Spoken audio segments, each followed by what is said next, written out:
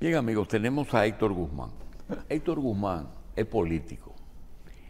Y lo normal, cuando va Héctor aquí o a cualquier otro programa, es que se haga una agenda diciendo, Héctor ha trabajado mucho con elecciones, con la Junta, pues tiene que hablar de la ley electoral.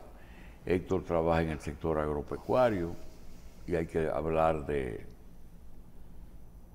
realmente la gestión de este gobierno para minorar la crisis, que por cierto hemos salido bastante bien del problema. Y lo que se le pregunta a todos, ¿qué tú quieres? Bueno, ya él nada más son dos espacios que le quedan, o la presidencia de la República o la senaduría del distrito. Son las dos cosas que le quedarían a Héctor por optar. Sin embargo, nosotros quisiéramos tratar todos esos temas, pero quisiéramos una opinión de algo que nos preocupa. Y se trata de el futuro de las organizaciones políticas.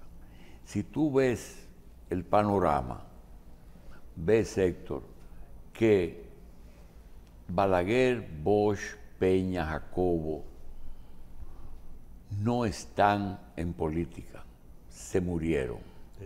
Si tú revisas los famosos intermediarios, ¿cómo se llama?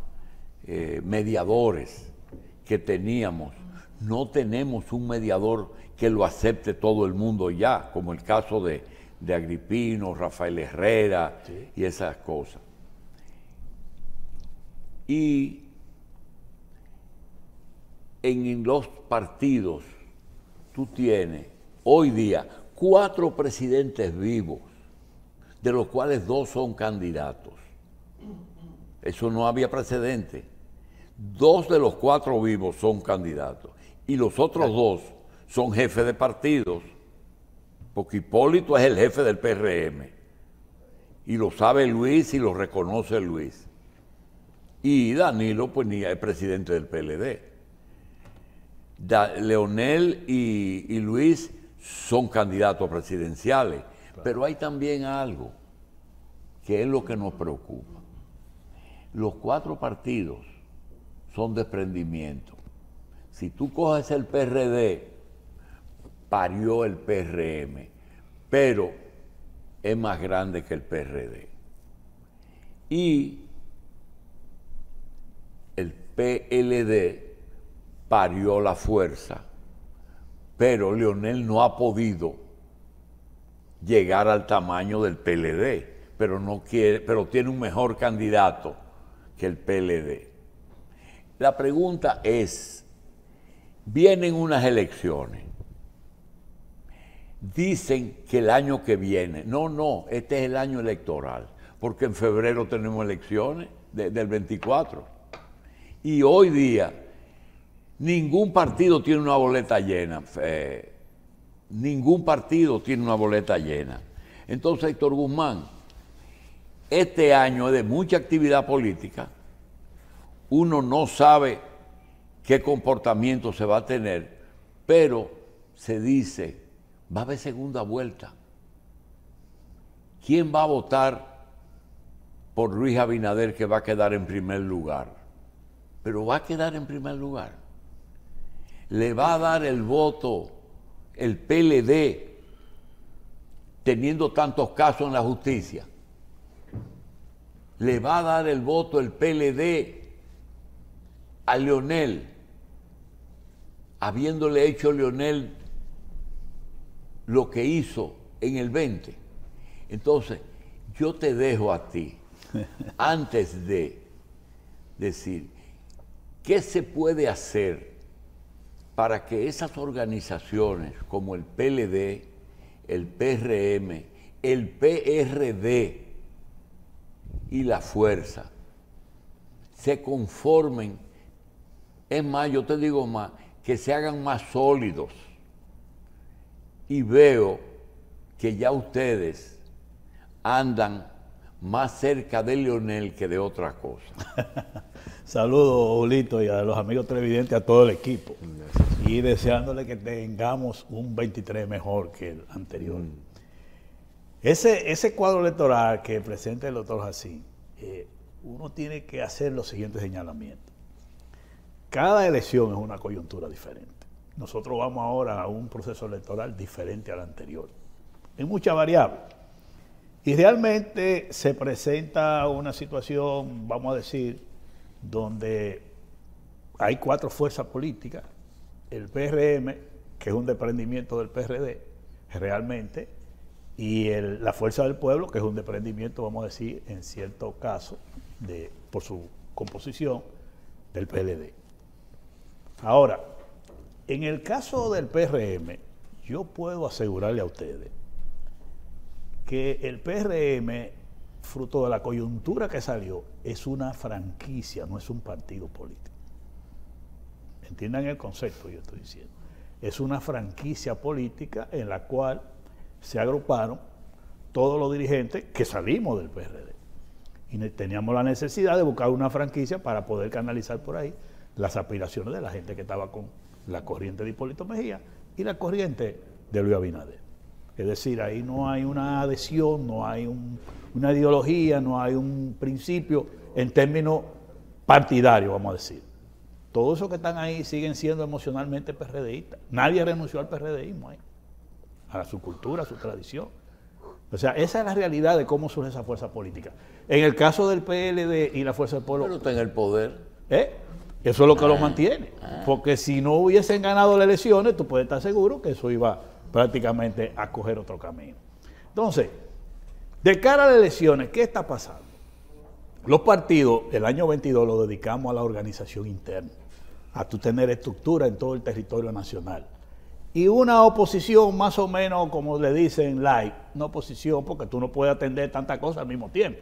Tiene que tener una prioridad y la prioridad fue organizar la fuerza política, que fue lo que hicimos en el PRD, que ha hecho la Fuerza del Pueblo, ha hecho el PLD también. Entonces, como usted dice, doctor Jacín, ahora vamos a entrar en febrero de este año. Es donde comienza el panorama político a irse posicionando de cara a la elección. Entendiendo que tenemos aquí 2 elecciones, la primera en febrero, que es la municipal, y que es el 18 de febrero, y la de presidencial y congresional, que es el 19 de mayo. O sea, ahora, ¿qué pasa? Para uno entender el proceso electoral de cara a las elecciones, tiene que conocer los plazos electorales que manejan las leyes de partido y la ley electoral. Porque aquí hay cosas que se van a ir decidiendo a más tardar a mediados de año, por los plazos electorales de decisiones que hay que ir tomando para estar acorde con lo que te reclama la ley electoral y la ley de partido. Es decir, nosotros tenemos los partidos políticos ahora, muy claro, los que conocen esta parte de las normas electorales, que dedicar todo su tiempo ahora mismo a perfilar candidatos a todos los niveles. A nivel presidencial, usted tiene que Luis Abinader, por el PRM, por el PLD Abel Martínez, por la Fuerza del Pueblo Leonel Fernández, en el caso de nosotros del PRD Miguel Vargas Maldonado, y otros partidos que van a ir perfilando candidaturas, pero así tienen que hacerlo de senadores, de alcaldes, de directores, de regidores, a todos los niveles de diputados. Hay que ir perfilando candidatos porque esas candidaturas tienen que estar perfiladas donde tú vas a tener candidatura definida en función de que tú tendrás que determinar reservas de candidatura, donde tú no la tengas fuerte, donde tú vas a hacer un acuerdo, tienes que ir reservando candidatura. Entonces, entramos en febrero. Febrero es clave porque comienzan esas cosas a definirse. Pero, Julito, la política es muy dinámica. Y el que está en territorio, en terreno, es que se da cuenta cómo va el proceso.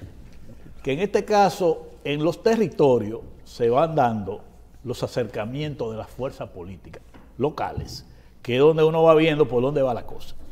Tú vas en los distritos municipales, que son 235 distritos municipales, 158 municipios donde hay aspiraciones al alcalde. Nadie tiene esos candidatos. Nadie lo tiene. Nadie lo tiene. Totalmente no lo tiene. Ahora también recuérdate quizá el PLD el que más se acerca a tenerlo, o el gobierno porque está en el gobierno. No necesariamente, porque además hay otra cosa, que tú tienes que tener, como manda la ley, una reserva de candidatura de un 20%. Ustedes tienen que ir a buscar los inconformes, los que entienden que les tocaba y no los han señalado. Bueno, ese es un mercado electoral que se va a ir dando en la dinámica política. Ya se está dando. Ya hay algunos territorios donde... Sí. Ya hay algunos territorios donde algunos PRDistas se lo habían llevado cuando comenzó el gobierno. Pero Cristino quiere que... Y ahora retorna. La necesidad de conformar una boleta competitiva de cara a las municipales puede precipitar las alianzas. Sin lugar a dudas. No solo que la puede precipitar, el hecho de que haya que conformar una candidatura a nivel municipal, como las candidaturas municipales, es decir, de alcalde y de directores, se deciden por mayoría simple. Está claro que ahí es importante la articulación de acuerdos políticos para llevar candidaturas municipales. Ahora bien, el hecho de la reserva de candidatura, que hay que decidirlo con tiempo, porque si tú no reservas, tú tienes que reservar candidatura para después aprobar alianza política. Pero cuando tú vas a reservar candidatura, se entiende que tú tienes que tener contacto con alguien, porque ¿a quién tú se la vas a reservar? Y de antemano eso te va definiendo el tipo de alianza que se va a hacer, porque te va dando en la práctica. Por ejemplo, si tú tienes un candidato a alcalde en el Distrito Nacional, un partido que diga, bueno, mi boleta, mi persona que yo tengo aquí aspirando, tiene las condiciones para que sea el mejor candidato, pero el otro va a decir lo mismo, el otro va a decir lo mismo, el otro va a decir lo mismo. Pero hay un mecanismo que tú tienes que decir, bueno, ¿y cuál es el mejor? ¿Con cuál es que nos vamos a entender para ver cómo conciliamos las fuerzas políticas? Eso está claro. Eso se va dando en la práctica. Es decir, como los plazos electorales son muy claros y son obligatorios en la ley, tú no lo puedes cambiar, es decir, los partidos no lo podemos cambiar. ¿Y el cambiar. tiempo da para eso? Da, claro. No, es que eso comienza ahora en febrero, lo comienzan eso como cosa. Le llaman, armarse esos muñecos. Ok. ¿Cuál es el principal activo del PRD? El hacho y el sentimiento que es el PRDista, porque hay algo, cuando vengan las elecciones y quede, por ejemplo, Luis en primer lugar y Leonel en segundo, no es verdad que Danilo Medina le va a decir a la militancia que voten por el PRM, porque el PLD va a votar por Leonel, porque tiene una esperanza, pero también pasa otra cosa.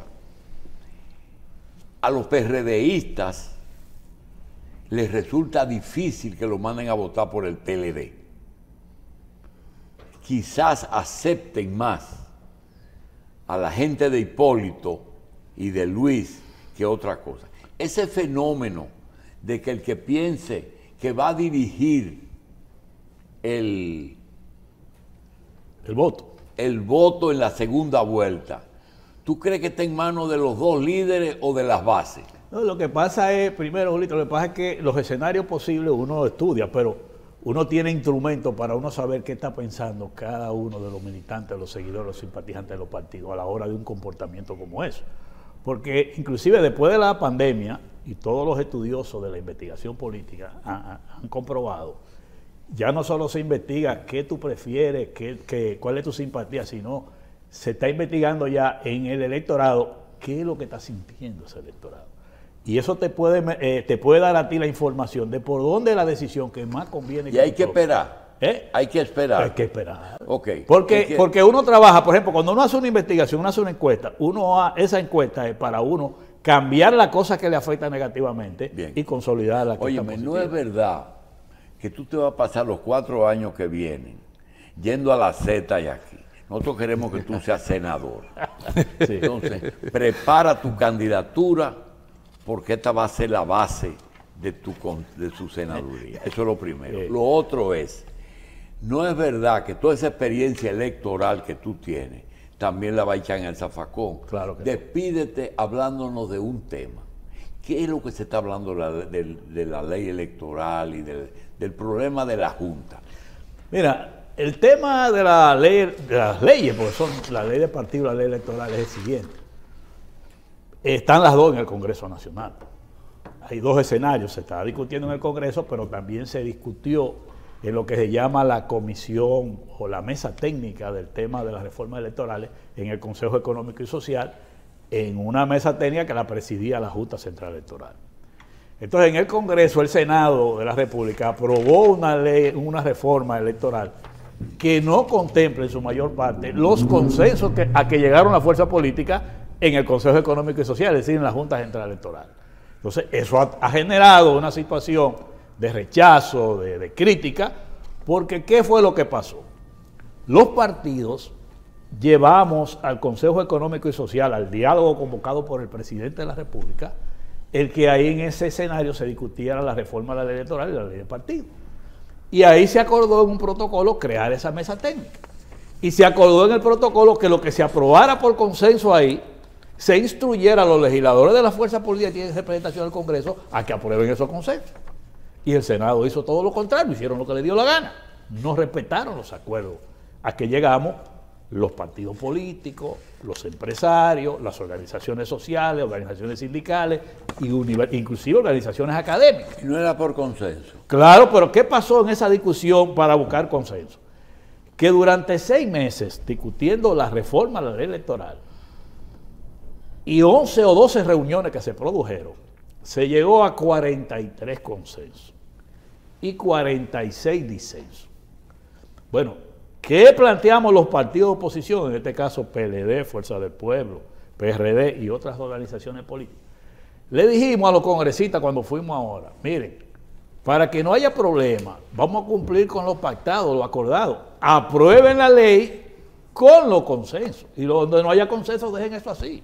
Porque si se meten en los disensos, si en 6 meses en la Junta no pudieron ponerse de acuerdo, y llegó un momento que se frizó la discusión, no es verdad que ustedes en día van aquí en la Cámara de Diputados a buscar esos consensos. Entonces, para que tengamos una ley con tiempo, bueno, vamos a aprobar lo que acordamos. Y eso fue lo que llevamos a la Cámara de Diputados. Pasó la legislatura, ahora se convocó una extraordinaria, pero yo le puedo decir a ustedes lo siguiente.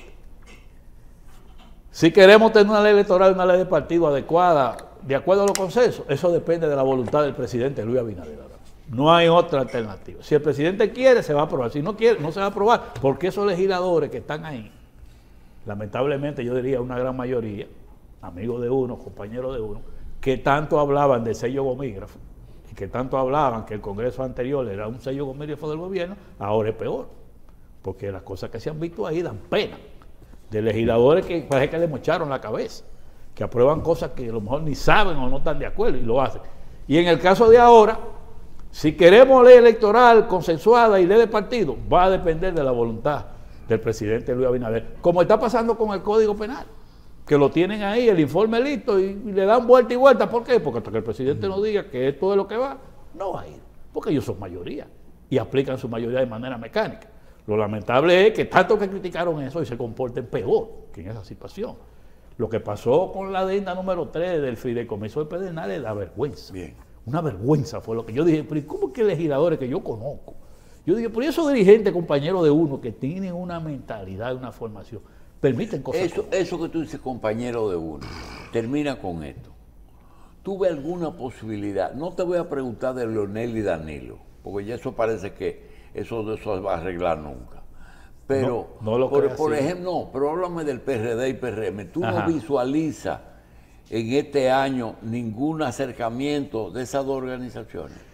Bueno, en principio porque que el para gobierno... ti es que más incómodo es porque pero yo no. Hipólito, no, yo hablo claramente la verdad. Yo tengo buenas relaciones con Luis, con Hipólito, nos vimos ahora en Navidad, todo ese tipo de cosas. Yo sigo las relaciones que uno se ve. Las relaciones mías con Hipólito siguen igual en términos personales y cosas así, que nos vemos, hablamos ese tipo. En eso yo no he variado, pues él y yo somos dos amigos, y como él mismo me dice, y yo lo creo así, como dos hermanos. 15 años al lado de él trabajando política, hicimos su vocero. Ahora bien, Luis, doctor Jacín, mire, las relaciones del PRD y el PRM, en principio de gobierno, estaban con cierta armonía. Pero desde el gobierno, algunos funcionarios del gobierno emprendieron toda una ofensiva de persecución de nuestros alcaldes y nuestros dirigentes en el territorio nacional, de una manera vulgar. yo no le voy a poner el término compra porque no voy a hacer esa acusación, pero vamos a decirle encariñamiento de los alcaldes, como dicen los mismos municipalistas. Y eso agudizó la confrontación entre nosotros y ha alejado esas relaciones. Bien. Pero es por eso, porque en una política equivocada, yo se lo dije al presidente y se lo he dicho a los dirigentes, en una política equivocada le cayeron atrás a los alcaldes del PLD, a los de la Fuerza del Pueblo y más a los de nosotros. Y eso ha dificultado. Y creo que la política es dinámica. Las relaciones tú las puedes mantener, vamos a decir en términos políticos, pero las relaciones no están buenas. El que sea en febrero va a incidir en mayo. Totalmente. Totalmente. Totalmente. Lo que porque es que... Sí, porque acaba de decir los alcaldes, porque eso fue decisivo en las elecciones pasadas, Claro, esas posposiciones claro. y esa... Claro, porque el panorama electoral de febrero del 20, antes de la posposición de las elecciones, era uno, en términos de preferencia electoral. La posposición, ese hecho, cambió la percepción y los resultados de ese febrero incidieron en mayo, sin lugar a dudas. Héctor Guzmán ya sabe para la senaduría. Gracias. Yo espero y gracias a ustedes. Y después vamos a hablar de eso nada más.